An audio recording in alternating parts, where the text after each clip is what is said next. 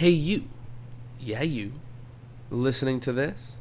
Welcome to episode 30 of Discourse in Magic. This episode is a huge episode for a couple of reasons. First is episode 30, massive milestone, and we have been celebrating the approach to that milestone on Instagram. So if you check it out on Instagram, we have a post for every single episode that we have released so far leading up to 30. So right now we're at about 21, but go like and comment. That will be huge. So that's the first reason why it's a milestone, because it's 30 episodes. The second reason is because the person that we interviewed, this awesome dude, Julian Mather, is one of the reasons why our podcast exists.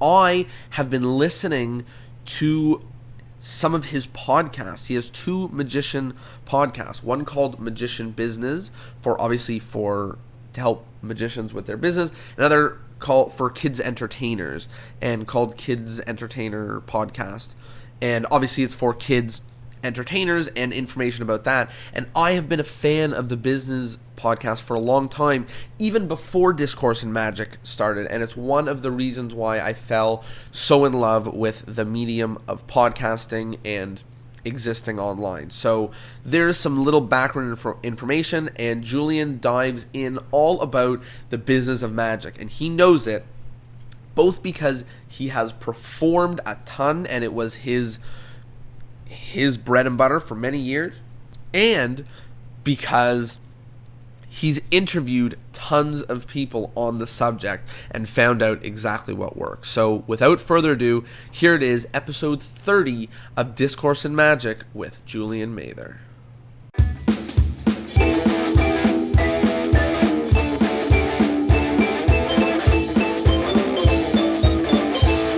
Hello, everybody, and welcome to Discourse in Magic. My name is Jonah. My name is Tyler. And we are here with the one and only Julian Mather from Kids Entertainment Academy. How are you doing? I'm very well. Thank you for having me along. I know you're all over the other side of the world.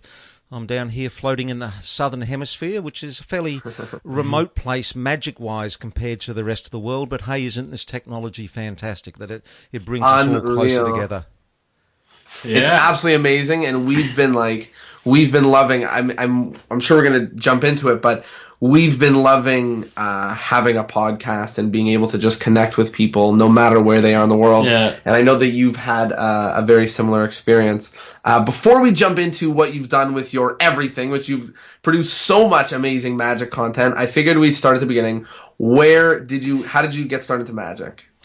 I was a television cameraman for about 25 years, and I used to basically travel around the world shooting documentaries. Part of that process was working with people. Because it was documentaries, it was longer form, which meant as opposed to, say, doing a news shoot where you go in and you're out maybe within half an hour or an hour, longer form documentary meant I was with people for, maybe a day, maybe a week, maybe even a couple of months. And when you get with people, people are naturally, inherently distrustful of the media. And you needed a way to build trust with those people. I started to do a few simple magic tricks because my daughter had her 4th birthday. And my wife said to me, hey, when you were a kid, didn't you do some magic tricks? You should do a magic show. To which I said, I don't think so. And if you know my wife, she said, yes, I do think so. So I found myself on this trip with a couple of books out of the library learning simple magic tricks. And people started to find out that I was doing magic. Can you do some? Is the natural request that people give you. Well, then I started to do it. And I realized, wow, what a great tool to build trust with people. Because when you entertain and make their children smile, you make them smile and you make their guard go down. And that's how it started. And I started doing more and more of this. And when I was out, I would be out in a community and people would say, hey, can you come to the school and do a show? And I was always underprepared and I hated that. So I created this box, and it was my anytime, any place show. And it was a heavy-duty aluminium camera box, but not very large. And I used to travel with 20 cases of gear, and I always used to put this extra box in.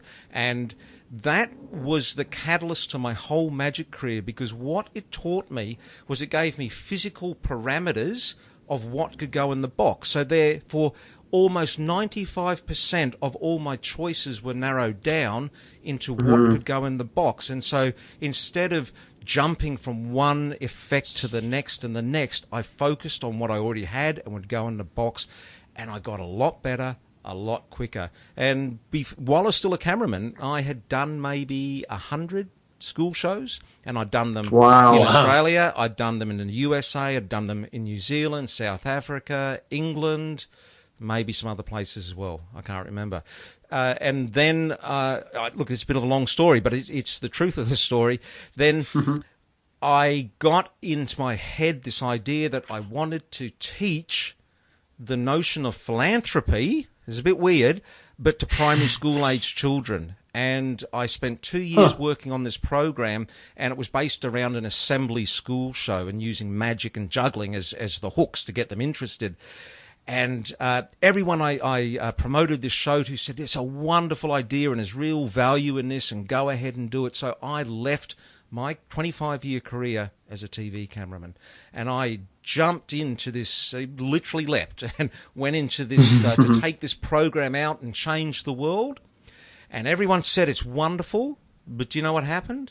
All the schools wouldn't book it. They said it's really good, but we don't want to book it. Have you got anything on maths? Have you got anything on science? And I learned my first valuable lesson about business. And I didn't know anything about business before this. And this lesson is, do not open a restaurant unless you've got a starving crowd.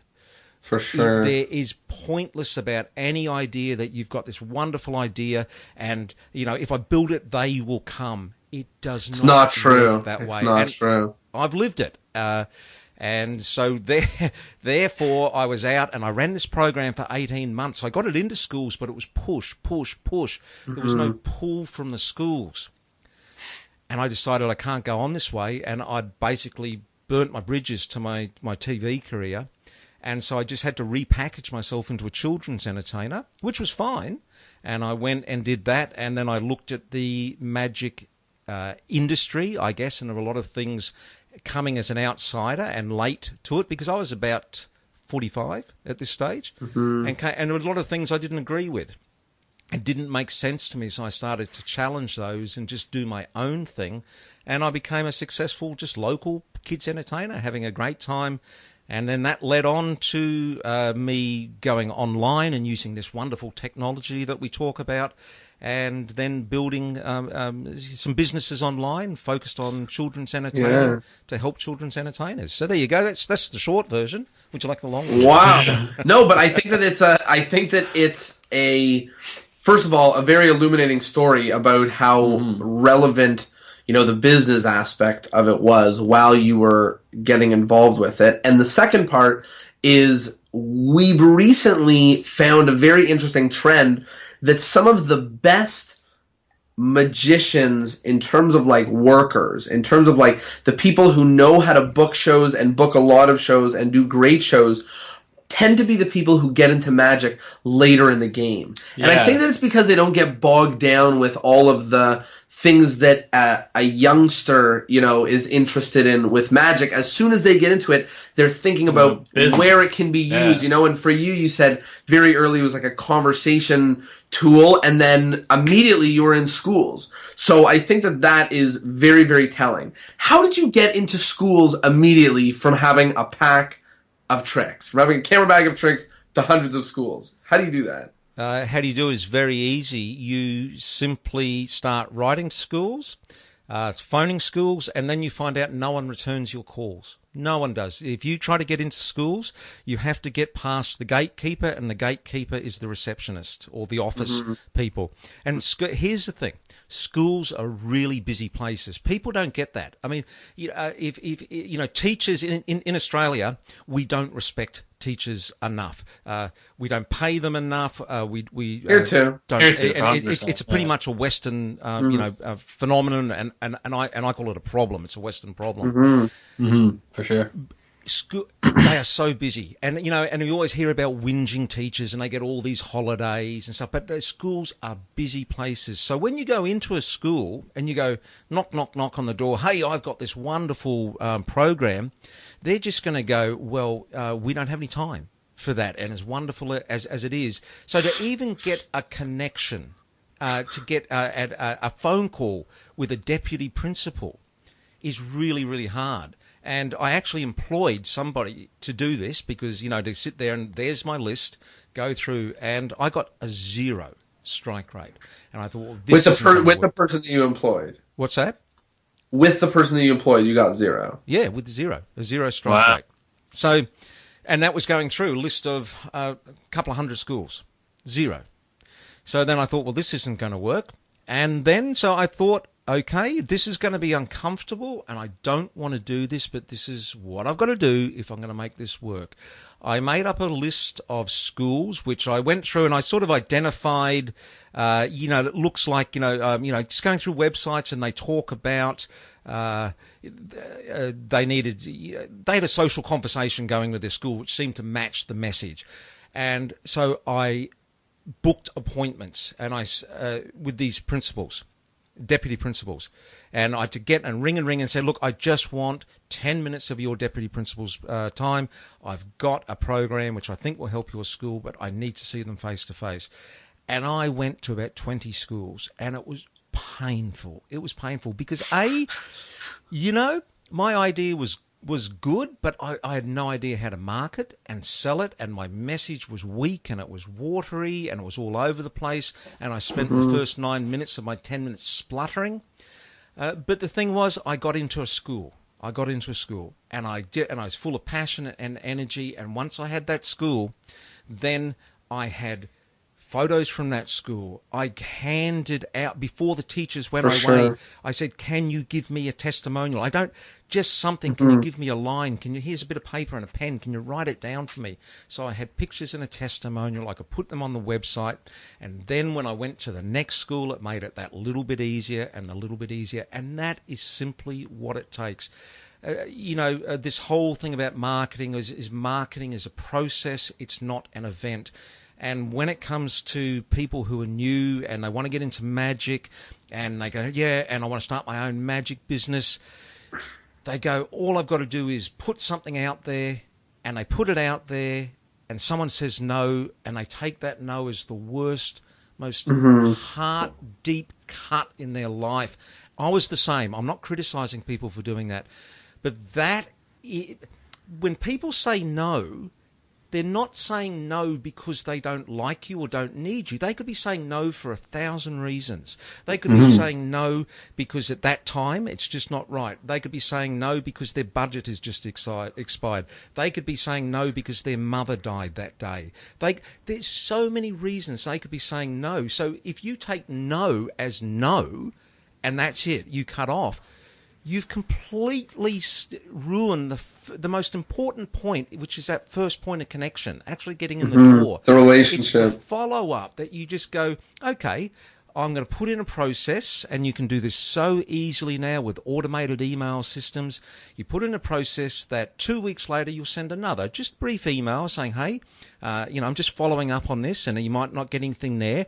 Then you set in a follow-up that goes 2 months later, and then maybe another 3 months after that, maybe a year after that. But the thing is, you're always in front of them. So if the time is right for them, and they're going, actually, we do need that, they'll know that you're there. They're going to book. They're going to book the person that they've already had contact with that they remember and who's put the information in front of their place. This whole marketing and creating a business, it's not an event. It's a process. It takes time.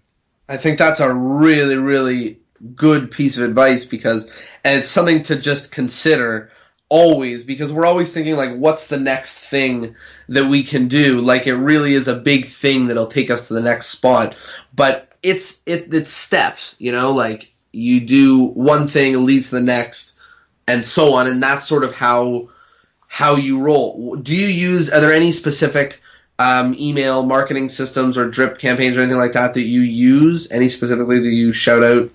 Yeah, not a particular. Well, you can use, so if you want free, I've never used MailChimp. You can use that. I own Aweber.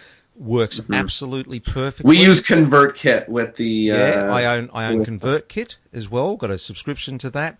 Yeah. The thing is that people, and when I say people, and I speak from experience, I've done this myself. You can get hung up with not starting with one of these platforms, because you go in and you research the nth degree. You're thinking Just doesn't that the matter. platform is going to be your success. If I get the right platform, this is going to be so much better. They all do the same thing. So it's like a big fat body in the middle, and they got a few pointy bits which that all look a bit different, but the bulk of what they do is the same. Is the same. Just choose one. They're all about the same, plans. Just choose one and get going with it.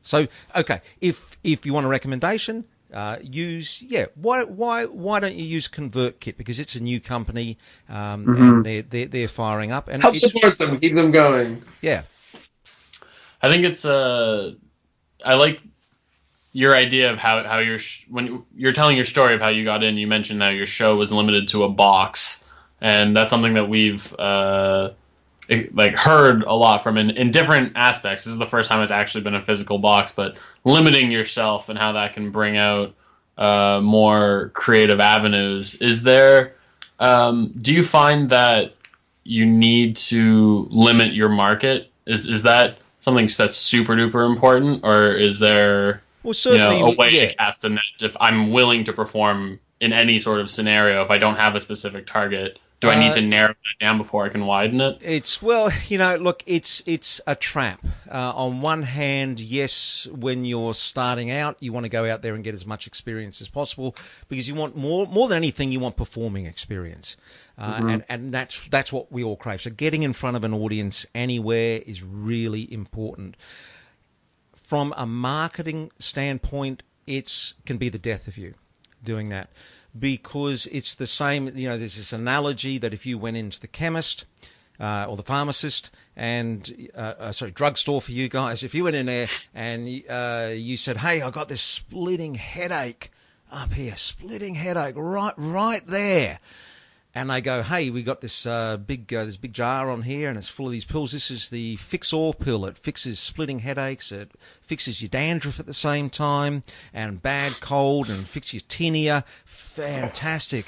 But in the background, on the shelf, you see a box that says, this pill is for splitting headaches right there, and it's got a picture right where you're splitting headache. You go, I want that, because it's going to solve the problem I've got now.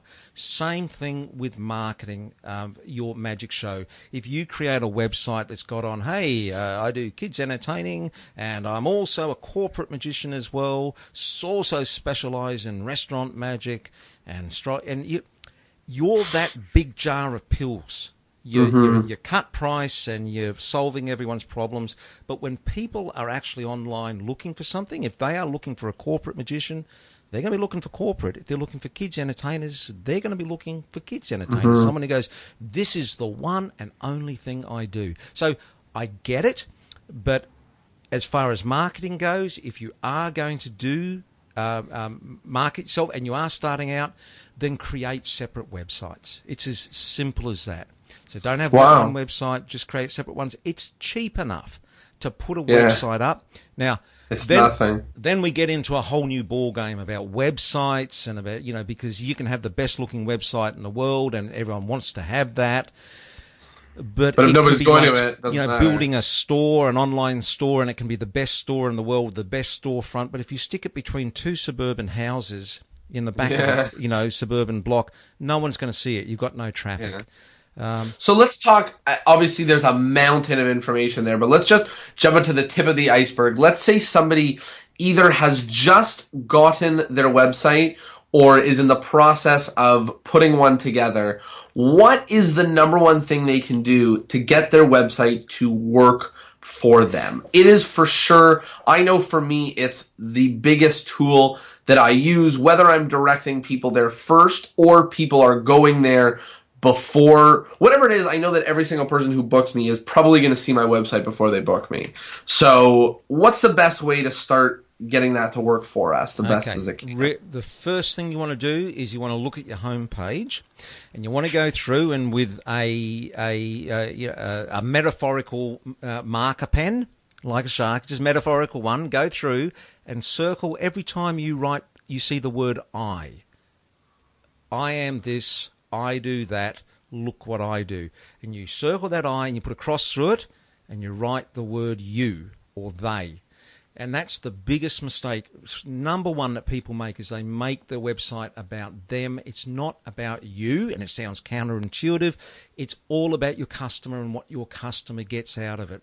What is the benefit to them? So you talking about you're this, wonderful magician and you've got all these wonderful awards. People don't give a toss about that. They really don't. If they're booking you, if they're booking a corporate event, deep down, what they are concerned about is great entertainment. The great entertainment, but why are they interested in great entertainment? Yeah, they want their people to be happy. And they want people to be happy. Why? So they can look good in their position. So they can look good in their position, and that is it's what's in it for me, and it's human. We all do it. So you write the content, you write your copy on your site to reflect that. Go to just study around sites, and you'll see. You look at the sites of busy people, and you look at the sites of people who aren't busy, and that I guarantee you, 100%, that is going to be a starting point. You just go, wow, yeah, I can sort of see why things are not going well here. But then there's there's this whole then argument of SEO and getting your site to go up in Google's rankings. The internet has changed so much since its inception about 20 years ago, and basically my view on this and SEO is really hard to do these days. Yes. It is just really hard. It is such a jungle out there. That SEO basically now works if you have volume, content of volume. I had a site, and I've let it lapse now, just literally in the last week, strangely enough, and it was called birthdaypartymagician.com, and I built that up starting in about 2007, and I built it up into the top 0.25% of websites in the world. This is like a little local, my personal entertaining site. But I built 267 pages of content on that site. Oh my goodness. That worked back then. And it was all relevant content, and it built. And I mean, I've got all the screenshots. I've got it up there. I've got it in screenshots. I've got it up with David Blaine, Penn and Teller. Who are the others? I can't think. But there's my little website was ranked up in the with the world's #1 magic sites because I did that. The point I'm saying now is that doesn't work now because the internet changes so quickly. So really, if you word of mouth and actually getting out and doing good shows, and doing commercial material is what is going to get you, further up the rankings. And when I say commercial material, the big in magic, as you guys well know, you hear this thing. Oh, it's really important to be original. Don't copy other people. That is one of the stupidest things I've ever heard, and it was one of the things I disagreed with. Because let's just give an example. Let's say that you were similar to a magician. Let's say a wedding singer. You do those sort of gigs. Book for a private gig, a private wedding. If you're a wedding singer and you're booked, and the audience is there, and they've had their speeches, and they go, right, it's time for the music now, and you get up and sit there and go, right, okay. I've got a whole set of my original songs. I'm going to sing these originals because it's really important to be original. It's really important. And you would sit there and they would revolt against you. And they'd be stamping their feet and going, give us ABBA. We want ABBA. We want to dance. We want to sing. It's the same thing in magic. All the, people go, oh, you can't use sponge balls. You can't do Miser's Dream. You can't... What do you mean? People go crazy. They are commercial routines that people love. So, cartoon. God damn it! In our courses that we in all the courses we have in Kids Entertainer Academy, we tell people one of our mantras is be your own authority. Don't listen to other magicians. There's only one person you should listen to. That's your audience. So.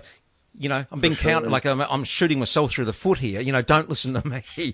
But if there's one thing you want to hear, don't listen to, in general, what other magicians tell you. Because, filter it. If it makes sense, it makes sense. But listen to it, but don't take it to heart to a T and follow their steps because they're not you, It's right? not real world advice. It's closed magic circle advice.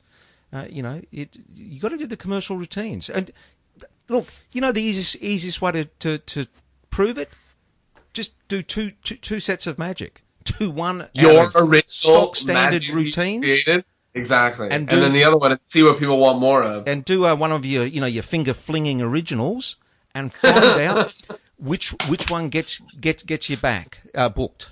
For sure. And I always say, like, people ask me about if I've created any original magic, and what I say is that, there's some original things that I teeter with. But why, when someone's, when there are effects that have been released that someone's like, I've been working on this effect for 40 years, how could I possibly come up with something better in 20 minutes or in a year or in 3 months that's going to outdo someone's 30 years of work on a subject? So I sort of agree with you with that I'm not running to, in a sense, I think creativity is important, but in another sense, making sure that you're good enough to get hired more is really the point. You can be creative with your character, right? You can be creative with your style and what you're bringing forward, not effect-wise. You know what I mean? Not method-wise, because there's a lot of great stuff that's super commercial that I was afraid to use as a young magician for sure, for the same reason. It's really nice to hear someone, don't mistake what I'm saying. I'm not saying don't be creative. I'm not saying don't be original. I'm saying don't confuse the two. Don't confuse commercial with being creative. I'm saying there's a time and a place. There just seems to be this blanket message that goes out. You hear and you read. It's really important to be original in the right time and place. Yes, definitely. Yeah. So you mentioned that one of the best ways today, because sort of SEO and things like that are not too powerful. You mentioned that one of the best things to do today is like word of mouth and, doing good commercial shows. How does somebody sitting at home wanting to be booked more either use that advice or use something similar? Because use something a little bit different, because I agree, and certainly it turns out that it turns up, or it ends up that when you can create great shows for a certain audience or a certain niche, it makes you very hireable, and I've experienced that in my own way. But I don't know. I'm looking for advice, if you can, for somebody trying to get their feet wet so that they can maybe create word of mouth, or so that maybe they can get themselves the opportunity to put on the good show, or more likely put on some of those bad shows, those watery shows, not because that's a good thing, but because that's where you start. That those need to go under our belt before we get up there. Well, it's okay. Yes. Everyone needs to have an online presence these days. Mm-hmm. You just, I agree. Just do. And it's going to become more critical. So the best thing is to get an online presence. So just get a site, put it up. It's not going to be perfect, but the thing is, don't stop there. That's going to be a process of improving your online presence as much as improving your show. Yes, you've got to go out. Your first show is never going to be that great. Your 100th show is going to be a lot better. Your 1,000th show is going to start to sing. And then maybe your 5,000th show, you're going to realize, I'm getting the hang of this now. Yeah. And then when you're 10,000 shows, you're going to go, it's probably a bit more practice I need to do. Yeah. It is a long journey. But yes, you've got to start. You've got to be willing to take the knocks. So to get out there and get shows under your belt, the way that I did it was is to be sort of prolific on a lot of platforms. So certainly my YouTube channel, Julian's. Your YouTube is incredible. That that I got referrals from that. People locally would, their kids and schools were on it, and the information would filter back. People would go online, search Julian Magician in Brisbane, Australia, and then because I had a website, it would come up. Mm-hmm. You'd get contacts, and one thing builds to another. I would go out and go to. So definitely, you think that creating content online is a good place to start? I think definitely. I think so too. I think so too. Because what's the alternative? The alternative is not to yelling out the door, online. or I don't know, like what I guess. Yeah. But the thing is, it's not going. There's no guarantee it's going to work. You know, if people want me to say, do this and this will work, then you may as well just switch off now, because I'm not going to say that. I'm going to say just get in there and do it, because here's the absolute reality. If you don't do it, there's going to be a person metaphorically next to you who has the same skill level, the same right. There's someone like you who is going to do it, and an opportunity will come along and they will take it because you weren't prepared. There's a saying, chance favors the prepared man. So if you're just doing these things and you're getting in there and you're passionate about it, and passion is great because passion is an anesthetic for hard work. If you have that, you just keep going and opportunities come. Look, you know, with my online magician school, I was a 50-year-old bloke sitting in Brisbane in Australia at my kitchen table who decided to put some videos on YouTube. And at the time, videos on YouTube were, you know, really, you know, hip young guys like you guys and all your flash gear and your and, you know, and all a set of hands and doing finger flinging moves. They didn't need some crusty old guy like me who just wanted to do simple, easy tricks with bits and bobs you could find from around the house and and a little presentation so you could present it. That was not the world of YouTube. But had I given in to my own fears and insecurities that I wasn't good enough or I wasn't worthy enough, somebody else would have done that. And all I did was start putting these in and kept on putting them in. And then, after a bit of time, it started to get some momentum. I didn't put in 2 videos and it all of a sudden shot up. It started to shoot up after 50 videos. And then I could see the results. And with the results, I got that motivation. And motivation made me, you know, present more. And I don't know, there's about 130 videos or something on there. It's huge. And that has been... But my point is, there was nobody who said that I was qualified to do this. I just did it with no guarantee that anything would work. And, hey, let's see what comes out of it. I was lucky that it took off and did that. But had I not done it, you know, there's this saying, it's amazing what you don't get when you don't ask. It's amazing what you don't get when you don't ask. And it's the same. It's amazing what you don't get when you don't do. So you just get in and do it, and you try it, and you keep doing it. And somewhere along the line... One of the places that you plug in and commit and create great content, one of those is going to be important. And whether it ends up being your YouTube or your Facebook or a podcast or your Snapchat or your Instagram or whatever it is, you know, it doesn't necessarily mean you need to plug in everywhere, but it just means that, like, wherever it is that you are, you should be making sure that it is a lot of great quality content so that when someone discovers it, it is a beautiful, clunky, but it's a funnel into them knowing who you are and them being a fan of you and booking you and whatever. It says a lot more about you than you actually realize. So, you know, you guys doing this podcast, you might be looking at your numbers of your downloads and, you know, you might have hoped it would be skyrocketing. I got no idea what it is, but, you know, you probably millions at least, more. I'll tell you. We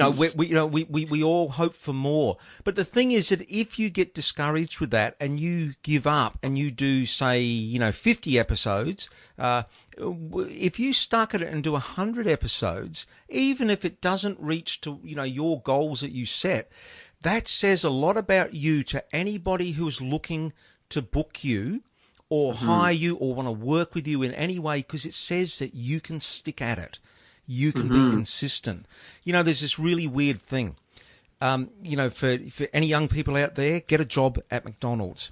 I interviewed this person who was a recruitment person, and they said there were 2 things. I mean, you know, they look at everything, but there were 2 things they look at, and people don't realize. One, have you got McDonald's on your CV? Because if you can stick out McDonald's for a couple of years of getting paid next to nothing and, you know, in a pretty crappy sort of a job, it proves that you can stick things out. And that's what they're looking for. They're looking for people who are going to hang in there and you know, get through it. And, yeah, this is the other aside. The other thing they looked at were your shoes. Because people quite often come in dressed up. They get a suit, get all presented, but they never worry about their shoes, and they put their old crappy pair of shoes on. And someone who puts a decent pair of shoes on or polishes and whatever, just pays attention to their shoes, it shows that they pay attention to detail and think things through and look at the bigger picture. So there you go. Wow. There's a little tip. The shoes, it's all in the shoes. All the shoes, yeah. Yeah. But I think that it speaks to, although you said, like, you didn't know that the videos would do whatever it was that they did when you put it out there, but it does speak to your committing to magic by producing content somewhere, and that's sort of the thing about the content is, even if nobody ever sees it, at the very least, although people will see it, at the very least, it's you saying, like, I'm not ashamed or I'm proud if the internet, the mystery world of people I don't know, sees me in the light of this thing, And somebody who has 1,000 videos of them doing magic on the internet could not say, I'm sorry, I'm not a magician. I don't know how to, you know what I mean? Like, they couldn't do that. So internally, by producing content, you sort of grant yourself a label, you sort of grant yourself, and now you can reference. Do you understand what I'm saying a little bit? Well, the internal. Well, to a degree. You're following up. You're committing yourself. You're drawing a line in the sand. You all those things, and that's for your personal growth. That sort of stuff is important, and it's also important to understand that people, you're never going to please everyone, and you're going to put stuff out there and people aren't going to like it, and you're going to get trolled and all that goes with the online world these days. But you know what? I've never bled. Like when people, people have said things and all that, but I've never actually bled. And I got home and my dog wags his tail, and my wife still loves me. And, life doesn't change like you think it's going to change because people might not like what you do. Very much, just take a deep breath and give it a go. So let's take a moment and talk about a little trip to talk about some or all or many of the materials that you have had and currently have online to help magicians. That was a mouthful. So start at the beginning. When did you first start creating content for magicians, and what was it? I can tell you exactly. So that came out, this is a beautiful segue from the conversation we've had about YouTube. Again, I put those videos on YouTube not knowing what was going to happen. They built, it got popular. Here's something unexpected that came out of it. I used to look at my stats, and my stats showed that a large percentage, almost 25%, were 40 to 60 years old, which really stunned me. I thought everyone was 15 watching my stuff. There was a large percentage of older people interested in magic, probably gone through their life and never done magic, and all of a sudden YouTube comes along, and wow, this is great, people with interest. So I basically connected out to my audience, and I said, what do you want? Write in and tell me what you want. And don't hold back. I mean, tell me your life story. Be personal and be open, be vulnerable. They wrote me back 33,000 words, did a word count on it. And through that, I went through, actually I'll show you. No, I won't. I've actually got the bit of paper. I went through these 33,000 words, and I just started to do columns of what people wanted. And they wanted a lot of things, but the number one thing they wanted was how to actually put together a magic show. How to take a series of tricks and put them together in a string. How to build a magic show. And I knew, well, here we go. It's going to be my first course. So I built this course called Build Your Magic Show.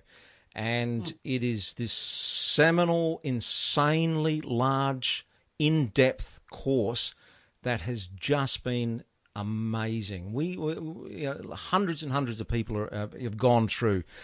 The results out of this are astounding. It has actually changed people's lives. I have people who have now gone from being working a full-time job leaving their job, and now a full-time entertainer, running Awesome. successful businesses. I've had people, and this sounds really weird, but it's actually true. I've had people who were on the edge of suicide who have gone and living a happy life now because of this content and these products. I've got a young girl in the USA right at the moment named Annalise, and Annalise has got these conditions that's just similar to autism. She found my YouTube videos online and has since gone on to Build Your Magic Show. She's 10 years old now. She's doing corporate events. She's doing schools. She's doing libraries. She's done a dozen TV performances. And I was in contact with a mum the other day, and she said, just want to say thank you, because she is such a different person to the little girl who was sitting in the corner with a blanket over her head rocking about 3 years ago.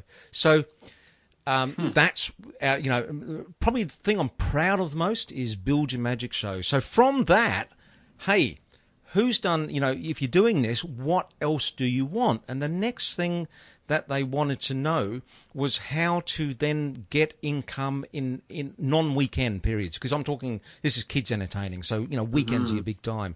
So they were, a lot of full-time entertainers work Saturday, Sunday, and they sit around the rest of the week and, wondering what they're going to do.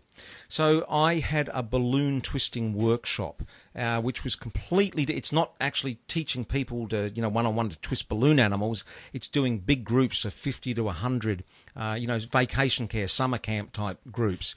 And it was really successful to me. I was earning a lot of money out of it. I bought a new van out of it.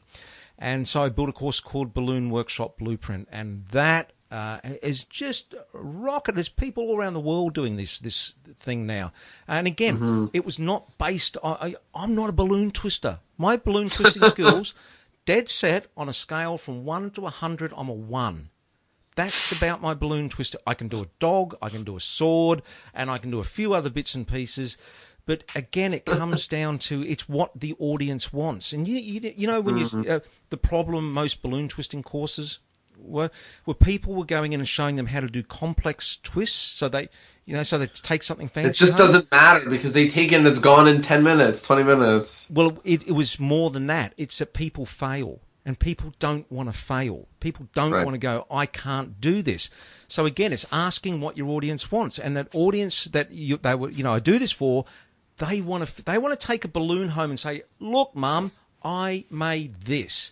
So you keep it the simplest, and you go free form, and they just twist these horrible big things, and we make these hats and we stick them on the head, and they go, "I made this." And that's why they book you back. They don't book you back because you do these fancy twists. So that was Balloon Workshop Blueprint. And then there's Preschool Master Plan, which is a whole Monday to Friday where you can go into preschools and use educational budgets in preschools to do educational magic shows, to the little kids. And that's a whole heap of fun. Oh, well, and then my business partner, Ken Kelly, he did the GMD formula because he's from the UK. And over there, they don't, probably the same in Canada. If you have a birthday party, if you do a magic show, is it at someone's house? Normally. Usually, yeah. In the UK, they've got smaller houses, quite often duplexes, and it's just not enough room. So they have a party in a community hall, a church hall, a school hall, and they've got to book that out, which costs some money. So they don't have just a 40-minute magic show. They have a 2-hour party package where they do games, magic, and disco. And GMD, and so we made the GMD formula, which is how to do this, 2-hour party package, and so that's filtering through to places like the USA where they've never done this before. Yeah. And now we've put all of that into our Kids Entertainer Academy. So these used to be individual courses, but it's now this Kids Entertainer Academy, where it's a monthly membership fee. You get all those courses, but they're not the interesting and the exciting bit anymore. The new exciting bit is the live online lectures. So every week we have a live online lecture. And the online lectures are different to what you'll get on, say, Penguin or, because most of those are dealer dems. It's essentially someone, they got product to sell and they'll go through, and it's fine. I mean, I've got no problem with that at all. Our lectures, we've actually identified from our audience, our community, which we've been running now for about 3 to 4 years, of people who we call 21st century kids entertainers. And that's people who are using all this technology that we're using now and online and going, how can we incorporate this to become a different sort of entertainer? So you still entertain kids and you still do all your tricks, you do all that.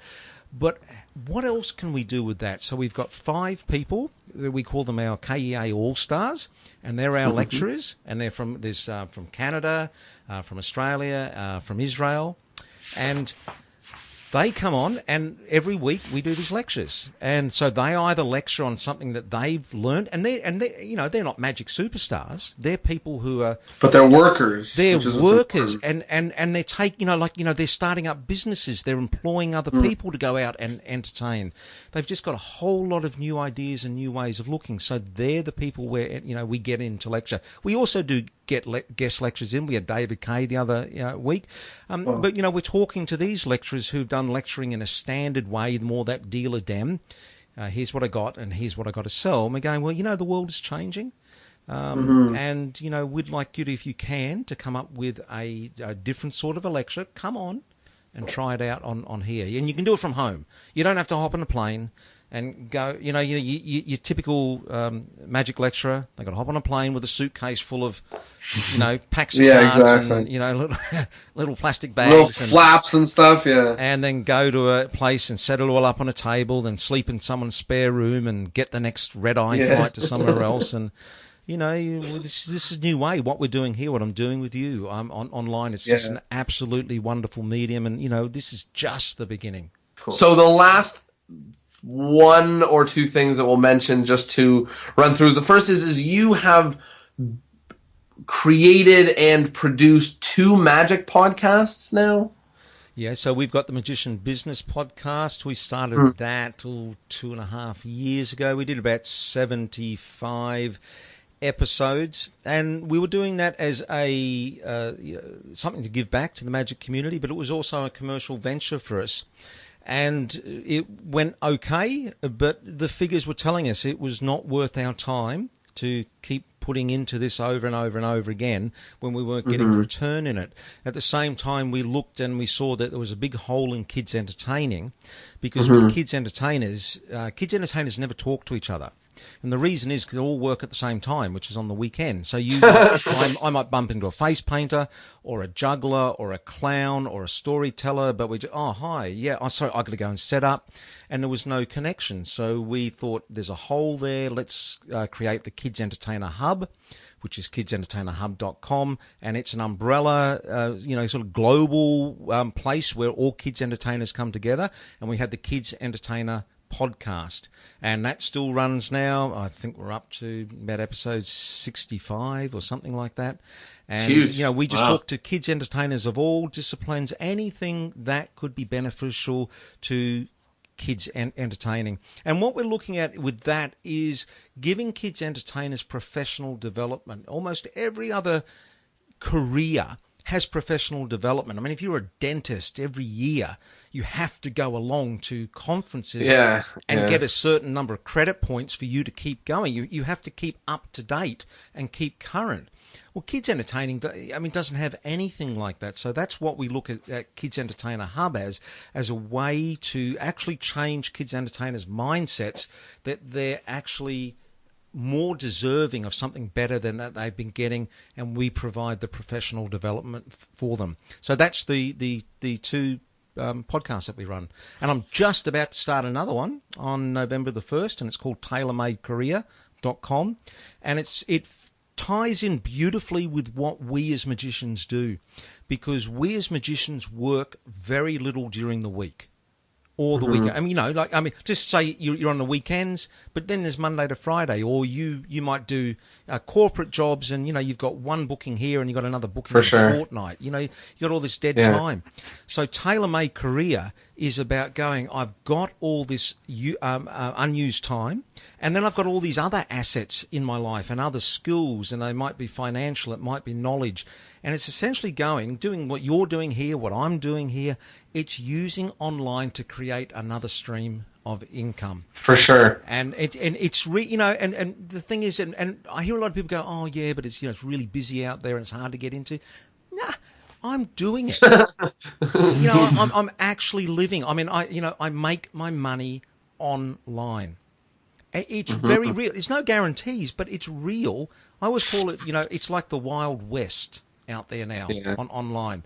You can go in and pan for gold, stake a claim, drill for digital oil. So just the last thing that I would love to say before we close out, and then we've got one quick thing before we wrap up. The last thing I want to say is just a big thank you to you, because I found Magic Podcasts about, I guess, 2 years ago or a year ago, and I stumbled upon the Magician Business Podcast, and I loved listening to it because I was working. I tour in the summer. I still do. I tour overnight camps doing magic, and it was such a great thing to listen to, and it was one of the biggest puzzle pieces that allowed me to say that I wanted to do something very similar, because I thought that, helping cultivate this material for magicians is something that needs to be done. And the way that you're speaking so passionately about one of our biggest mantras and mottos, which is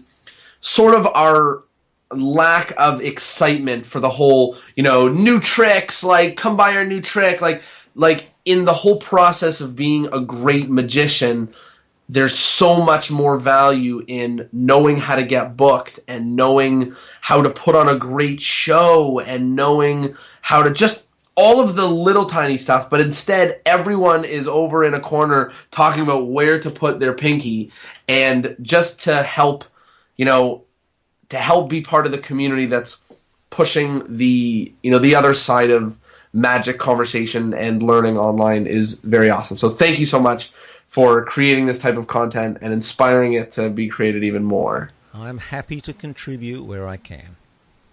The last thing that we do is we go around and we mention something that we took from the episode, and what we'll do with it is also anything that you want to pitch or share. So I will start. I just want to say that I love almost everything that you brought to this episode. You're one of the first people that has been very pro online and very pro social media. And we don't get that a lot, especially when we talk about business. People are always talking about cold calling and cold emailing and doing all this stuff, which I think, is good and it's valuable and it's a numbers game. So like you said, 100 calls might get you 1 and might get you 2, but social media is something that you can actually do every day and put your face on the thing. And obviously I'm not saying don't cold call and don't cold email, because that's how I've got most of my, biggest tours and stuff. But just to tell people to, wake up, the online world is here, you're making money on it, you helped found your magic sort of startup and career with it, and just to help open everyone's ears. And with it, I'll just pitch that I created a very detailed blog post very recently about how to get your website. And what you said about not getting bogged down with the details, I think it's the same thing. If you follow it, you'll know how to have a website. You'll have one up in a week, and you can start working on something else and start getting deeper in it. Tyler, anything that you want to reflect on? Or I mean, it's been said before, but I think it needs to be said again. I'm not quite sure how you phrase it, but the idea that if you don't put yourself out there, nobody's going to find you. And I really loved when you said, I haven't bled from negative YouTube comments. That's such an awesome idea, because there's so much fear involved in really trying and just getting out there and doing it. And one thing that I thought was super cool, again, going back to websites, was the idea of taking out the word I anywhere on your page, because when you write a website, you're just thinking so much about what you have to offer in yourself, and you're thinking of it from a first person perspective, but really you're trying to sell to somebody, right? You're trying to sell yourself, but to another human being. So keeping your audience in mind more than yourself in mind is I'll just clarify that one little bit. Rather than trying to sell to people, actually try to help people. For sure. If you can say, this is how I can help, what I'm doing, my performing, my skills can help you get a better, have a more successful party, to have a conference that just seamlessly goes from, the morning right through to the evening, and people go, home happy. How can I be of service to you? 100%. If you know what they need better than they do, then it's, you're not selling them on anything. You're being like, let me help you with this because I know how amazing it is. And I think that to get that across in your copy. And for you, Julian, your last opportunity, first of all, anything from this episode that you thought was the golden nugget that you think everybody should take home. And then after that, feel free to mention any of the things that you have online. I know you sort of walked us through it, but tell people where to go to find it and how to find you. Oh, look, gosh, I got so many golden nuggets that I'd like to push. Certainly, BYOA, be your own authority. Listen to your audience, and if something feels right to you, don't get hung up on what your other magic buddies tell you. And that takes, that takes a little bit of courage, but that's good because that's personal growth as well. Certainly, I'd like people to go out and have a look at kidsentertainerhub.com. And you're going to find the Kids Entertainer Academy there. And there's just a ton of stuff. You'll find the other podcasts there. And certainly, if any of this online stuff sounds like it might be a fit for you, then go and check out tailormadecareer.com. It's not actually out. You'll see stuff there. The podcast all launches on November the 1st. And the thing is, I'll just let you know, there's series 1 of the podcasts. I'm just finishing it off now. If you want to hear some ripper stories, like some really good stories, and have them actually have a message, I've got 10 episodes. Crack a little ones. You're going to really enjoy it. Awesome. Julian, thank you so much for everything. Some great advice. And most importantly, thank you for the sea of content that you have put on the internet for magicians. And if you're listening to this and you've somehow made it to this far into this podcast, but you don't like it and you want to find some other magic podcasts, or you do like it and you want to find some others, Julian has had his hand in some great ones that I know have helped me along. Thank you so much, and it was very, very awesome to have you on the episode. You are most welcome.